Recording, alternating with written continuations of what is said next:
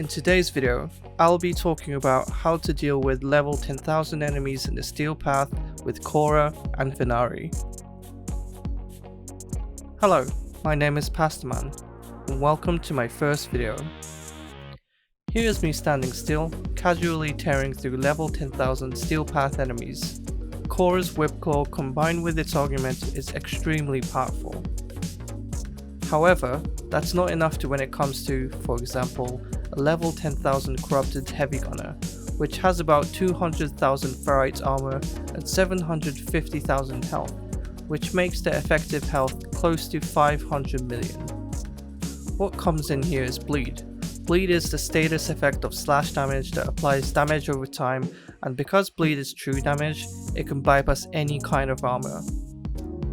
Basically, with bleed damage, a Corrupted Heavy Gunner's effective health is 750,000 instead of 500 million. Okay, so let's get right into the build. I've changed the second ability to Ivara's Quiver, since the original second ability wasn't really necessary. Now let's get into the actual mods. I'll start with the aura Brief Respite. This mod allows you to be granted with Overshield when you use any ability. This will grant you extra safety since you'll be using abilities constantly.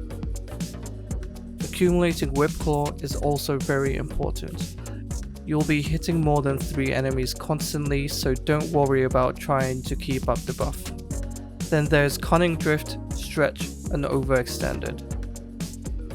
You want a lot of range since it affects Whip Claw's explosion radius, which makes it easier to get the damage bonus stacked from accumulating Whip Claw, and it also gives you more range CC from the Strangle Dome. And you might think the 40% ability strength could be a bottleneck, but since accumulating Whip Claw's damage bonus is additive to the base ability strength, as you can see, the maximum damage with accumulating Whip Claw doesn't change much, and the positive aspects you get out of the extra range is significantly larger than the slightly lowered DPS. Then there's Fleeting Expertise and Primed Flow. This is obviously intended to help with the high energy consumption. However, 175% isn't necessary, so I didn't use Streamline in this build. Strangle Dome's argument, Pilfering Strangle Dome, also helps with the energy management, since enemies caught in the Strangle Dome will have additional loot and energy orbs to be dropped when killed. Primed Continuity for the duration, and Venari Bodyguards. By using this mod, Venari will die in your place. This mod will help you more than you think, and it is perfect for long survival runs. And lastly, Arcanes. Arcane Energize is a must. This will help you with your energy management a lot. The second Arcane should be Arcane Fury, but I don't have any. It is not necessary since I was able to kill enemies without it, but the extra DPS is always good. The primary weapon you choose doesn't really matter, but if you're in a mission with nullifiers, I highly recommend Mitter. Mitter's augment, Neutralizing Justice, has a 90% chance to instantly destroy a nullifier's bubble and permanently disabling it. Then I have Prime Shred and a Riven equipped for faster fire rate. They're not entirely necessary, but they're kinda useful. Next I have Metal Auger and Prime Shred for Punch Through. This mod is fairly important since there could be enemies blocking your trajectory. Then I picked Terminal Velocity for faster projectile speed and Primed Fast Hands for faster reloads. They aren't that necessary as well. The secondary weapon selection isn't really important either. I've never used secondary weapons in my long survival runs. Perhaps you could equip a different lens from your other weapons. Melee weapons are quite important since their Riven disposition can affect Whip Claw damage, and I recommend using a melee weapon with high disposition. Also, these are the mods that affect Whip Claw damage. The stance doesn't really matter since you'll be only using melee weapon when you're against the acolyte called Violence.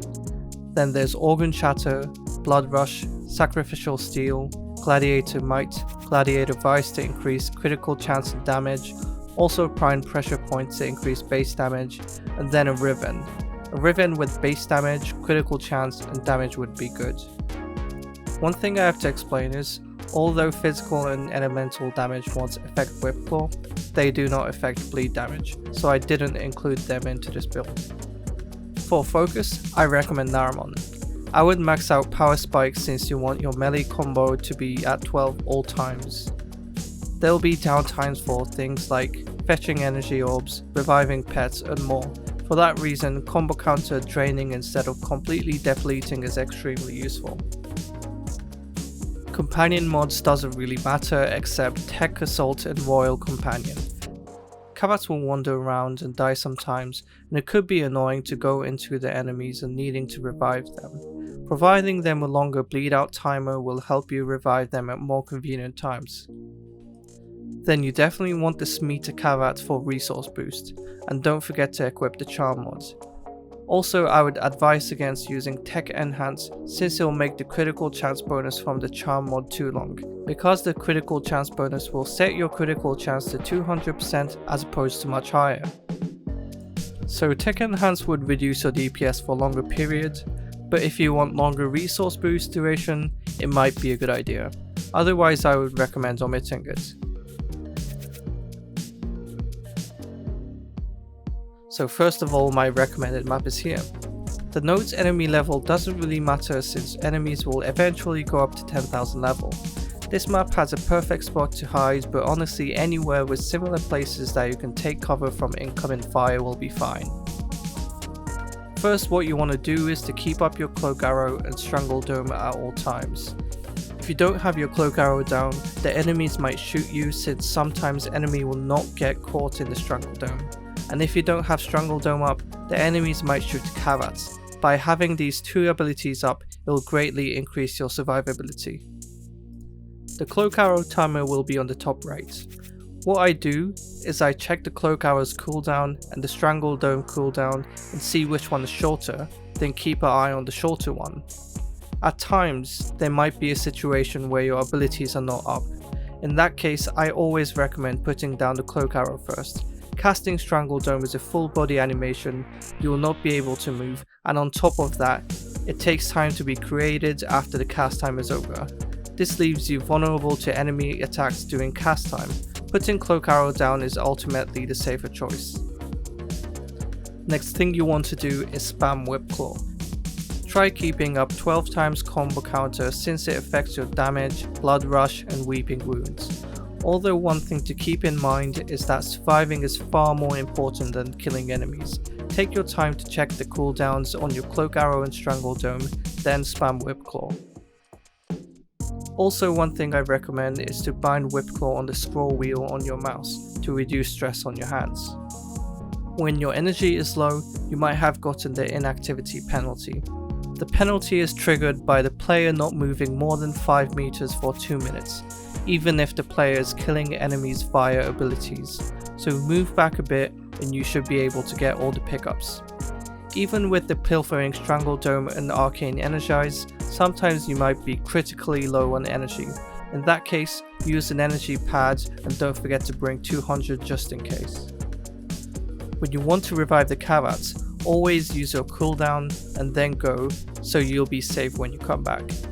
Kavats will wander around and die in weird places, and enemies might shoot your other Kavat, so putting down the Cloak Arrow and reviving is not a good idea, because you might get shot randomly and die. So use your operator and revive the Kavat in void mode since you'll become invulnerable. When Venari dies in place of you, the cooldown goes down each time you kill an enemy, so try to kill enemies fast and respawn Venari. Meanwhile, you will not have Venari bodyguards, so make sure the Cloak Arrow is always up. If the Venari dies by herself, you can always press 3 to revive them, and always keep an eye on Venari's health to see that she's not dead. Once in a while, Acolytes will spawn. Always put down Cloak Arrow and Strangle Dome before they come. I also recommend putting down an energy pad if your energy is somewhat low, just in case.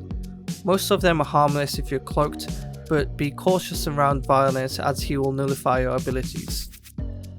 So this guy is the only tough Acolyte. Make sure to create distance from him so you can Whip Claw him again. Lastly, don't forget to buy a resource booster and a resource drop chance booster. This is not necessary, but since you're aiming to do a long survival run, you'll get a lot out of it. Next are some quick tips for multiplayer survival. First is that I do not recommend Shelter mod at all. As you can see, this mod will glitch out on you all the time. There will be beams coming up from your cavat and Shelter that will get in your way of your whip claw. Big thanks for watching, and thank you to everyone who has helped me make this video. And don't forget to subscribe if you want to support the channel. Please leave a comment if you find anything you want to discuss, and I'll try to read every comment. Lastly, thank you Ang and Saviour1101 for being a great friend.